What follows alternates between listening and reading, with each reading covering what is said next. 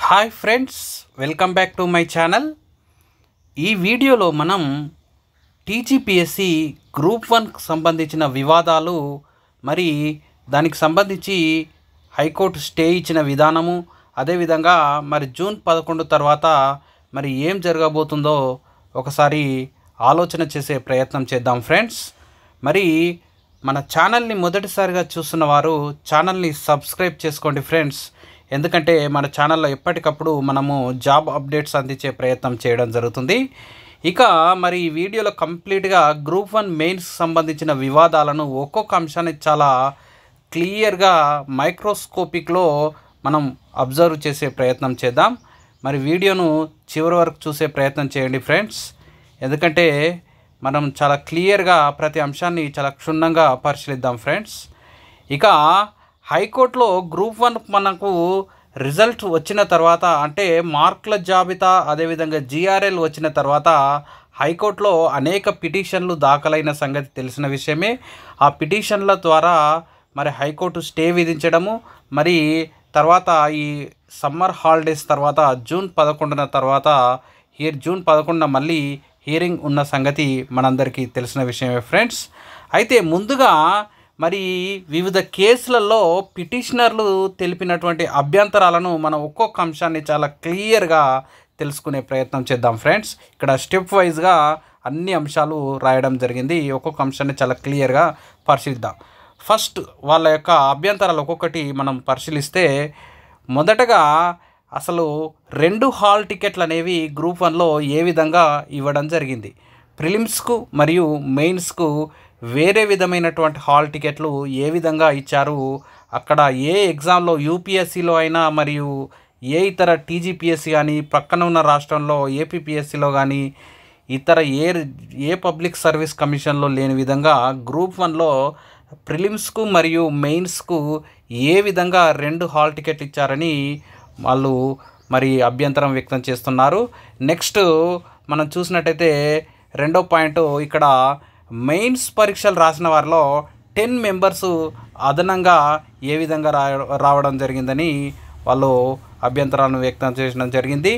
మరి 10 మెంబర్స్ వాళ్ళు ఒకసారి వెబ్సైట్లో వెబ్ నోట్లో ఒక రకంగా, తర్వాత మళ్ళీ ఒక రకంగా ఇవ్వడం వల్ల 10 మెంబర్స్ అదనంగా ఏ విధంగా వచ్చారంటే, మరి టీజీపీఎస్సీ అడ్వకేటు బయోమెట్రిక్ తర్వాత రియల్ డాటా వచ్చిందంటే మరి జడ్జి గారు కూడా అసంతృప్తి వ్యక్తం చేసినట్టు మనం పరిశీలించిన సంగతి తెలిసిందే. ఇక మూడో పాయింట్ చూస్తే, అసలు గ్రూప్ 1 మెయిన్స్ కోసం కేటాయించబడినటువంటి 46 సెంటర్లలో 8 సెంటర్లు కంప్లీట్గా ఉమెన్స్ కాలేజీలకు సంబంధించిన సెంటర్లు. ఆ 8 సెంటర్లు ఉండగా కేవలం కోటి ఉమెన్స్ కాలేజీల్లో మాత్రమే కేవలం ఉమెన్స్ని ఎందుకు కేటాయించారు, మరి మిగతా 7 ఉమెన్స్ కాలేజీలు ఉన్నాయి కదా, అందులో ఎందుకు కేటాయించలేదని మరి పిటిషనర్సు తమ యొక్క అభ్యంతరాన్ని వ్యక్తం చేయడం జరిగింది. తర్వాత మరి కోటి ఉమెన్స్ కాలేజీలో ఫోర్త్ పాయింట్ చూస్తే, కోటి ఉమెన్స్ కాలేజీలో మహిళలను కేటాయించడానికి ఏ ప్రాతిపాదికన వాళ్ళను పికప్ చేయడం జరిగింది. అంటే జనరల్గా హాల్ టికెట్స్ అనేవి కంప్యూటర్ జనరేట్ చేస్తుంది. ఆ కంప్యూటర్ జనరేట్ చేసినప్పుడు అది మేల్ ఫీమేల్ కంబైన్డ్గా చేయడం జరుగుతుంది. అయితే ఇక్కడ ఉమెన్స్ కాలేజీ ఓన్లీ ఫిమేల్నే సెలెక్ట్ చేశారు కాబట్టి అది ఏ విధంగా జనరేట్ అయింది, మరి అలా కావాల్సింటే అది ఇప్పుడు అది మళ్ళీ దాని యొక్క సిస్టమ్ యొక్క ప్రాసెస్ మారుస్తేనే అక్కడ మళ్ళీ కేవలం ఫీమేల్నే జనరేట్ చేయడం జరుగుతుంది. అందులో జనరేట్ అయినప్పుడు మరి ఆ పికప్ అనేది ఏ విధంగా చేయడం జరిగిందని అదొక క్వశ్చన్. నెక్స్ట్, కోటి ఉమెన్స్ కాలేజీలోని 2 సెంటర్లలో 37 మంది 35 మంది 1:1 లిస్టులో ఉన్నారు. అయితే మరి మిగతా సెంటర్ల నుంచి అదే విధంగా ఉండాలి కదా, అలా లేదు. మిగతా సెంటర్లో 5, 4, 3, 2. ఇప్పుడు నేను రాసిన సెంటర్ అయితే 39 కోడ్ సెంటర్లో 0, 429 మార్క్సే టాప్ స్కోర్. మరి 39 కోడ్ సెంటర్ కోడ్లో 0 సెలెక్ట్ కావడం ఏంది, ఒక సెంటర్లో 37.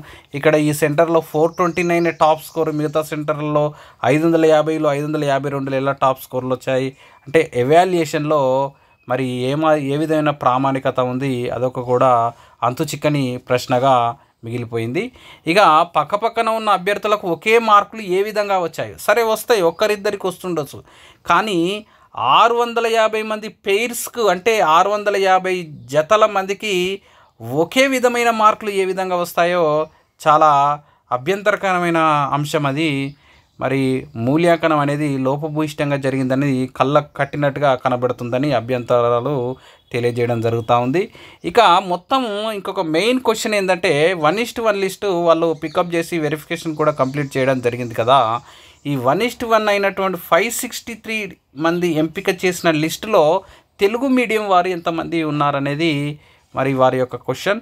అదేవిధంగా 500+ మార్కులు వచ్చిన అభ్యర్థులు ఎంత, 42 సంథింగ్, నాకు క్లియర్ ఫిగర్ తెలియదు. అది 42 మెంబర్స్ ఉంటే ఆ 500+ వచ్చిన వారిలో ఇంగ్లీష్ మీడియం వారెందరు, తెలుగు మీడియం వారెందరు, ఉర్దూ మీడియం వారెందరు, అది వారి యొక్క క్వశ్చన్. నెక్స్ట్ ఎవాల్యుయేటర్, మరి పేపర్లు దిద్దిన వారిని మీడియం వారిగా తెలుగుకు వేరే, మరి ఇంగ్లీషు, తెలుగు, ఉర్దూ మీడియంల వారిగా నియమించారా లేదా ఇంగ్లీష్ మీడియం ప్రొఫెసర్నే తీసుకొచ్చి తెలుగు మీడియం ప్రొఫెసర్లు దిద్దించారా, తెలుగు మీడియం పేపర్లను దిద్దించారా, లేదా తెలుగు మీడియం ప్రొఫెసర్లనే తీసుకొచ్చి ఇంగ్లీష్ మీడియం పేపర్లను దిద్దించారా అనేది వారు క్వశ్చన్ చేయడం జరుగుతుంది. ఇక మూల్యాంకనం కొరకు ఆన్సర్కి ఇచ్చారా, ఇస్తే ఇంగ్లీష్, తెలుగు, ఉర్దూ మీడియంలో వారిగా ఇచ్చారా. ఇప్పుడు ఇది జడ్జి గారు కూడా డైరెక్ట్ క్వశ్చన్ అడగడం జరిగింది.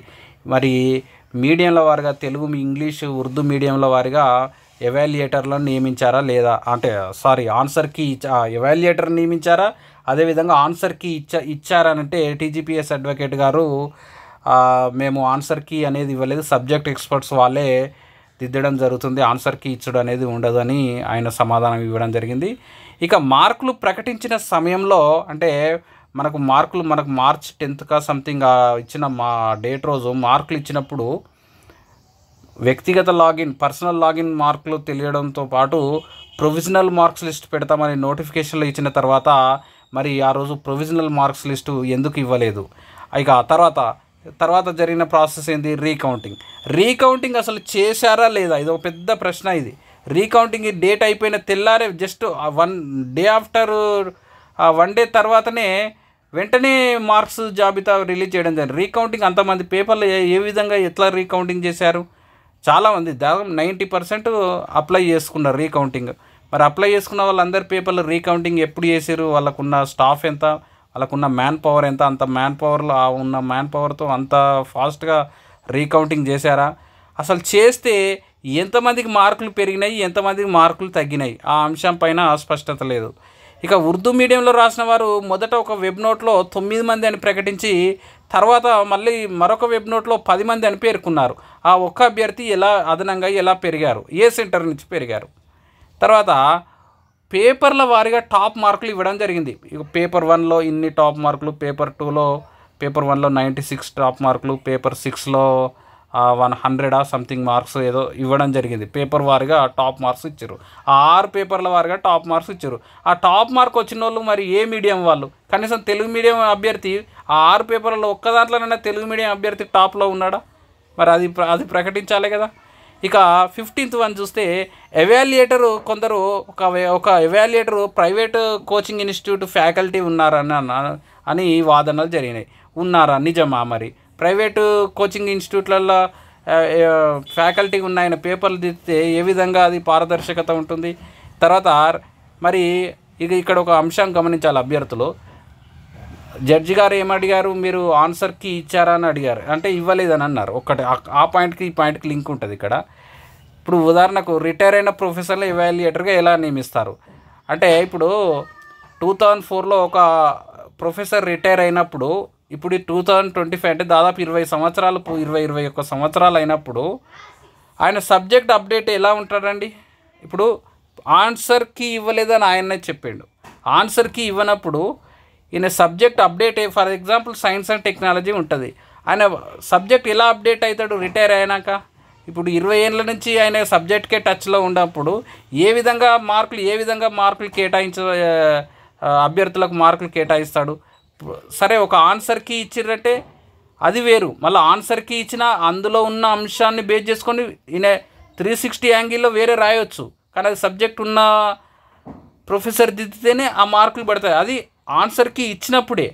కానీ ఇప్పుడు టీజీపీఎస్ అడ్వకేటే అన్నారు మేము ఆన్సర్కి ఇవ్వలేదని చెప్పారు. మరి ఆన్సర్కి ఇప్పుడు 20 ఏళ్ళ కింద రిటైర్ అయిన ప్రొఫెసర్ తోటి ఎలా దిద్దిస్తారు, ఆయన సబ్జెక్ట్ ఎట్లా అప్డేట్ ఉంటాడు, అది దానికి సమాధానం చెప్పాలి కదా. ఇక రిటైర్ అయిన ప్రొఫెషనల్ ఎవాల్యుయేటర్గా ఎలా నియమిస్తారు అది. నెక్స్ట్ పేపర్ల మూల్యాంకనంలో మొదట ఇది చాలా ఇంపార్టెంట్ అండి, ఎందుకంటే ఇది ఏ పిటిషనర్ కూడా లేవనెత్తలే ఇది, ఎందుకంటే ఇది చాలా అన్యాయం. ఇది పేపర్ల మూల్యాంకనంలో మొదట యూపీఎస్సీ నామ్స్ ప్రకారం దిద్దిన తర్వాత చాలామందికి క్వాలిఫై మార్కులు కూడా రావడం లేదని తర్వాత లిబరల్గా దిద్దారని అంటున్నారు. నిజమేనా? ఇప్పుడు ఇది మనకు అక్కడ ఎవాల్యుయేషన్కి వెళ్ళిన ప్రొఫెసర్లు చెప్పిన అంశం ఆధారంగా ఈ అంశం బయటికి రావడం జరిగింది. పేపర్ల ఎవాల్యుయేషన్ మొదట జనరల్గా ఏ ప్రాసెస్ అయినా స్టార్టింగ్ కొన్ని రోజులు స్ట్రిక్ట్గా నడుస్తుంది. ఎవాల్యుయేషన్ జరిగేటప్పుడు యూపీఎస్సీ నామ్స్ ప్రకారం చాలా స్ట్రిక్ట్గా దిద్దుతుంటే మరి ఎవరికి మార్కులు చాలా తక్కువగా వస్తుంటే ఇక ఇట్లా అయితే మరి పోస్టులు బ్యాక్లాగ్ పడతాయన్న ఉద్దేశంతో లిబరల్గా దిద్దారని అంటున్నారు. మరి లిబరల్గా దిద్దిర్రు అనుకోండి, అది నిజమేనా? నిజమే అయితే అప్పటి వరకు దిద్దిన వాళ్ళ పరిస్థితి ఏంది? మరి ఇది ఒకవేళ నిజమైతే అప్పటి వరకు దిద్దిన వాళ్ళ పరిస్థితి ఏంది? ఒక క్వశ్చన్కు 1-2 మార్క్స్ పెంచండి అని అంటే రిటర్న్గా కాకుండా నోటి మాటగా చెప్పారని టాక్. మరి క్వశ్చన్కు 1 మార్క్ 2 మార్క్స్ అంటే ఇప్పుడు జనరల్ వేసే పక్క పెడితే మిగతా 5 పేపర్లు 75 క్వశ్చన్లు, క్వశ్చన్కు 1 మార్క్ వేసుకున్న 75 మార్కుల వేరియేషన్ వస్తుంది. ఇప్పుడు అందుకే అంత వేరియేషన్ వచ్చింది. వచ్చిన వాళ్ళకు 550 మార్కులు రావడం ఏంది, రాని అభ్యర్థులకు 370 380 రావడం ఏంది? ఇక్కడ ఇంత వేరియేషన్ జరిగింది కాబట్టి ఇది నిజమే అయ్యి ఉంటుంది. అదేవిధంగా నెక్స్ట్ పరీక్షల సమయంలో ఇది కూడా చాలా ఇంపార్టెంట్. ఎవ్వరు ఈ అంశాన్ని దృష్టి పెట్టలేదు. ఇది చాలా నేను అప్పుడు ఎగ్జామ్ అయినప్పుడే వాదించిన ఇది. పరీక్షల సమయంలో 2 అభ్యర్థులు మాస్ కాపింగ్ చేస్తూ పట్టుబడ్డారు. వాళ్ళని డిబార్ చేశారు. చాలా టీజీపీఎస్సీ కట్టుదిట్టమైన ఏర్పాట్లతోటి వాళ్ళని డిబార్ చేసింది, సంతోషం. అయితే మరి ఎట్ ది సేమ్ టైం వాళ్ళు ఏ ఆన్సర్ షీట్ తెచ్చిర్రు? ఎందుకు బయట పెట్టలే? వాళ్ళు ఏ ఆన్సర్ షీట్ తెచ్చిర్రు? ఆ తెచ్చిన ఆన్సరు ఆ క్వశ్చన్లో ఆ రోజు ఎగ్జామ్లో వచ్చిందంటే కథమే, అది పెద్ద వివాదం అన్నట్టే కదా. అందుకే ఆన్సర్ షీట్స్ బయట పెట్టలే. ఎందుకు గోప్యంగా ఉంచారు?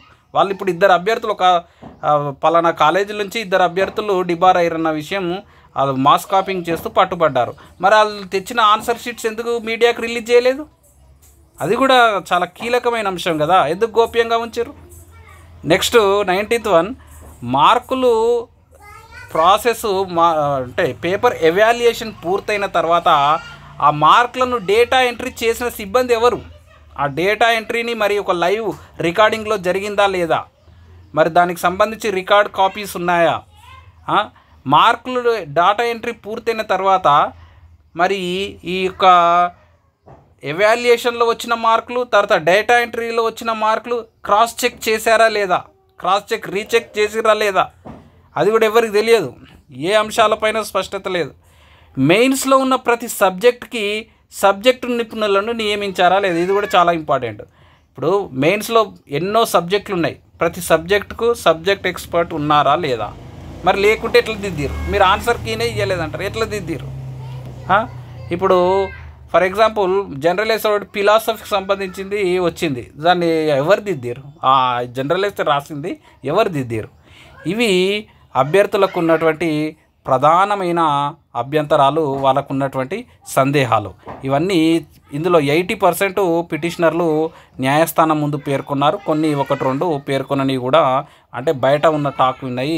ఇందులో నా సొంత కవిత్వం ఒక్కటి లేదు. ఇందులో అంతా బయట ఉన్న అన్ని న్యూస్ పేపర్లలో వచ్చిన డౌట్సే అవన్నీ క్రోడీకరించి నేను ఒక 2-3 రోజులు క్రోడీకరించి ఒక అంశం దాకా ఒక పేపర్ మీద పెట్టి నేను రాసిన. ఇది నా సొంత కవిత్వం, ఒక్క అంశం లేదు ఇందులో. ఇవన్నీ ప్రతి గ్రూప్ 1 రాసిన 21,000 పైగా 30 క్వాలిఫై అయిన 31,000 రాసిన 21,000 అప్లై చేసిన 4 లక్షల మందికి ఉన్నటువంటి డౌట్సే ఇవన్నీ ప్రతి ఒక్కటి. ఇక మరి గ్రూప్ 1 భవితవ్యం ఎలా ఉండవచ్చు జూన్ 11 తర్వాత? అంటే ఇది ఏ విధంగా జరగవచ్చు అంటే ఒక ఆప్షన్స్ ఇట్లా జరగవచ్చు అని ఒక ఆలోచన మాత్రమే. ఇందులో ఇచ్చిన ఆప్షన్స్ కాకుండా ఇంకా వేరే విధంగా కూడా జరగడానికి అంటే ఇవి ఎక్కువ జరగడానికి అవకాశం ఉండే ఛాన్స్ ఉందని ఒక పరిశీలన మాత్రమే. ఇదేదో జ్యోతిష్యం చెప్పినట్టు కాదు. దయచేసి అభ్యర్థులు అర్థం చేసుకోండి. అంటే ఎక్కువగా ఈ విధంగా జరగవచ్చు అనే స్కోప్ అన్నట్టు అంతే. అంటే ఇందులో పేర్కొనే కాకుండా వేరే విధంగా జరగవచ్చు కూడా కానీ ఎక్కువ జరగడానికి అవకాశం ఉండే స్కోప్ ఫస్ట్ ఏంటంటే ఈ విచారణ పూర్తయిన తర్వాత. అయితే ఇక్కడ ఫస్ట్ ఆప్షన్ ఏంటంటే జ్యుడిషియరీ ఎంక్వైరీకి సిఫార్సు చేయడం. ఈ విచారణ పూర్తయిన తర్వాత మరి ఒకరు లేదా ఇద్దరు ముగ్గురుతో ఒక జ్యుడిషియరీ ఎంక్వైరీ మరి గౌరవ హైకోర్టు సిఫార్సు చేయవచ్చు. ఎందుకంటే చేయడానికి ఎక్కువ స్కోప్ ఉందని మనం అనుకోవాలి ఇప్పుడున్న పరిస్థితుల్లో. ఎందుకంటే ఇప్పుడు ఇన్ని రోజులు విని డైరెక్ట్ కేసు డిస్మిస్ చేస్తారని అయితే నేను అనుకోవడం లేదు. ఎందుకంటే ఇప్పుడు ఇందులో ఎన్నో అంశాలు దాగి ఉన్నాయని న్యాయమూర్తి గారికి అర్థమైపోయింది. సో మరి విచారణ జూన్ 11న మనకు ఫైనల్ జడ్జిమెంట్ వస్తుందని అసలు మనం ఊహించడానికి వీల్లేదు. ఎందుకంటే జూన్ 11 తర్వాత కూడా మళ్ళీ 4-5 రోజులు, కనీసమైన 3-4 రోజులు మళ్ళీ వాదనలు కొనసాగే అవకాశం ఉంటుంది. కొనసాగిన తర్వాత ఒక ఫైనల్ జడ్జిమెంట్ మళ్ళీ అది కూడా రిజర్వ్లో పెట్టిస్తాడా వెంటనే ఇస్తాడా కూడా మనం చెప్పలేం. ఎందుకంటే మళ్ళీ ఒక 1 వీక్ రిజర్వ్లో పెట్టి అట్లా అయినా చెప్పొచ్చు. లేదంటే 1-2 డేస్లోనే మరి ఒక జ్యుడిషియరీ ఎంక్వైరీ అంటే ఫస్ట్ ఆప్షను అంటే ఎక్కువ స్కోప్ అనేది జ్యుడిషియరీ ఎంక్వైరీకి ఉండొచ్చు అని నేను అనుకుంటున్నాను. ఇది కేవలం నా అభిప్రాయం మాత్రమే. అంటే ఆ జ్యుడిషియరీ ఎంక్వైరీ ఏ అంశాలను పరిశీలిస్తుందంటే అసలు ఎవాల్యుయేషన్ ఏ విధంగా జరిగింది, మార్కుల కేటాయింపు ఏ ప్రాసెస్లో వేసారు, ఏ నామ్స్ ప్రకారం మార్క్స్ వేసారు, అసలు మీడియం వారీగా కీ ఇచ్చిరా లేదా చూస్తారు వాళ్ళు, మీడియం వారీగా ఎందరు సెలెక్ట్ అయ్యారు, ప్రతి ఎవాల్యుయేటర్ మధ్య మార్కుల కేటాయింపులో ఏ విధమైన తేడాలు ఉన్నాయి, ఎవాల్యుయేటర్కి మధ్య ఈ మార్క్స్ ప్రజెంటేషన్లో ఏమైనా తేడాలు ఉన్నాయా లేదా, మార్కుల డేటా ఎంట్రీలో ఏమైనా పొరపాట్లు జరిగాయి. ఇవన్నీ అంశాలు, ఇవే కాకుండా ఇంకా చాలా అంశాలు ఒక జ్యుడిషియరీ ఎంక్వైరీ చేస్తే అవన్నీ వాళ్ళు సూక్ష్మంగా పరిశీలించే ప్రయత్నం చేయడం జరుగుతుంది. ఇక అది ఫస్ట్ జ్యుడిషియరీ ఎంక్వైరీకి ఫస్ట్ ఆప్షన్ అది. ఇక సెకండ్ ఆప్షన్ ఏంటంటే రీఎవాల్యుయేషన్కు డైరెక్ట్ ఆదేశించడం న్యాయమూర్తి గారు. ఎట్లా అంటే న్యాయమూర్తి గారు దాదాపు 1 మంత్ నుంచి ఈ ప్రాసెస్ని అన్ని క్షుణ్ణంగా చాలా ఓపికగా ఆయనకు, ఎందుకంటే చేతులు జోడించి నమస్కరించాలి. ఎందుకంటే గ్రూప్ 1 అంశం పైన ఇంత ఓపికగా విన్నందుకు, అభ్యర్థుల సమస్యలను ఆయన అర్థం చేసుకున్నందుకు ముందుగా నిరుద్యోగ సమాజం తరపున ఆయనకు చేతులు జోడించాలి. అంటే జడ్జిమెంట్ ఏ విధంగా ఇచ్చిన తర్వాత అది ఫైనల్, అది తర్వాత ముచ్చట. కానీ అసలు ఇంత ఓపికగా ఇంటున్నందుకు ఆయనకు నిరుద్యోగ సమాజం తరపున చేతులు జోడించి నమస్కారం చేయాల్సిన అవసరం ఉంటుంది. పునర్మూల్యాంకన అవకాశం, ఎందుకంటే ఆయన పూర్తిగా అన్ని అంశాలు ఆల్రెడీ విన్నాడు కాబట్టి మళ్ళీ జ్యుడిషియరీ ఎంక్వైరీ అదో టైం వేస్ట్, ఇంకా అది ఎందుకని, ఆల్రెడీ అన్యాయాలు జరిగిపోయిందని ఆయన నిర్ణయానికి వస్తే అంటే ఆయన నిజంగా అన్యాయాలు జరిగిందని ఆయన నిర్ణయానికి ఆయన మనసుకు తట్టితే న్యాయమూర్తి ఏంటంటే రీఎవాల్యుయేషన్ విత్ ఇన్ ఒక టైం బాండ్ ప్రోగ్రామ్ ఇచ్చి అంటే ఒక అంత న్యాయశాఖ పరిశీలనలో అంటే జ్యుడిషియరీ అబ్జర్వేషన్లో రీఎవాల్యుయేషన్కి ఆదేశించడం. అంటే రీఎవాల్యుయేషన్ కూడా మళ్ళీ 2 రకాలుగా, వెంటనే ఆదేశించడం లేదా ఇప్పుడు మనం ఫస్ట్ ఆప్షన్లో పేర్కొన్నటువంటి ఈ జ్యుడిషియరీ ఎంక్వైరీ వేసిన తర్వాత వాళ్ళు నిజంగానే తప్పులు జరిగినాయని వాళ్ళు రిపోర్ట్ ఇస్తే అప్పుడు రీఎవాల్యుయేషన్కి ఆదేశించడం. ఇక్కడ 2 రకాలుగా ఇది అభ్యర్థులు గమనించాలి. న్యాయమూర్తి డైరెక్ట్ రీఎవాల్యుయేషన్కి ఆదేశించడం లేదా ఈ మొదట ఆప్షన్లో పేర్కొన్నటువంటి జ్యుడిషియరీ ఎంక్వైరీ ఏర్పాటు చేసిన తర్వాత అందులో నిజంగానే తప్పులు జరిగినాయని వాళ్ళు రిపోర్ట్ ఇచ్చిన తర్వాత రీఎవాల్యుయేషన్కి ఆదేశించడం. ఇక అంటే మనకు ఫస్ట్ ఆప్షన్ తర్వాత రెండో ఆప్షన్కి ఎక్కువ స్కోప్ ఉంది ఇక్కడ. అంటే ఆ స్కోప్ పర్సంటేజ్ ఎక్కువ ఉన్నదాని ప్రకారం మనం వరుసగా ఇవ్వడం. ఇక థర్డ్ ఆప్షన్ ఏంటంటే ఎగ్జామ్కు ఆదేశించడం. ఆ రీఎవాల్యుయేషన్ కాదు, ఇక ఎగ్జామ్కి ఆదేశించడం. ఎప్పుడు పిటిషనర్లు ఈ అంశాలన్నీ నిరూపిస్తే 10 మంది అదనంగా పెరిగిరని, నిజంగా తప్పు జరిగిందని నిరూపించడం, ఉర్దూ మీడియంలో ఒకరు అదనంగా వచ్చిరని నిరూపించడం, ఇవి ఆల్రెడీ కొంతవరకు నిరూపించే ప్రయత్నం చేయడం జరిగింది. జడ్జి గారు కూడా సంతృప్తి వ్యక్తం చేయడం జరిగింది. ఉద్దేశపూర్వకంగా సెంటర్లు కేటాయించడం జరిగిందని పిటిషనర్లు నిరూపించాలా. పక్కపక్క అభ్యర్థులకు సేమ్ మార్క్స్ వచ్చాయి, ఎందుకంటే ఎంతోమంది 100 మందికి సేమ్ మార్క్స్ వచ్చాయని వాళ్ళు పిటిషనర్లు నిరూపించిన పక్షంలో, అదేవిధంగా రీఎవాల్యుయేషన్ నోటిఫికేషన్కు విరుద్ధం అని పిటిషనర్లు పేర్కొంటాయి. అంటే ఒకవేళ రీఎవాల్యుయేషన్కు ఆదేశిస్తే మరి రీఎవాల్యుయేషన్ నోటిఫికేషన్లో పేర్కొనలేదు కాబట్టి అవకతవకలు జరిగాయంటే మరి ఎగ్జామ్కి ఆదేశించే అవకాశం, అంటే ఈ అంశాలు పిటిషనర్లు నిరూపిస్తే ఖచ్చితంగా ఎగ్జామ్ కూడా దీనికి కూడా అవకాశం ఉందని ఒక ఆలోచన అంతే. ఇక ఫోర్త్ ఆప్షన్ ఏంటంటే కేసెస్ అన్ని డిస్మిస్ చేసి అపాయింట్మెంట్స్కి ఆర్డర్స్ ఇవ్వడం. ఇది ఫోర్త్ ఆప్షన్ అండి, చాలా మైనర్ అవకాశం అయితే ఉన్నది.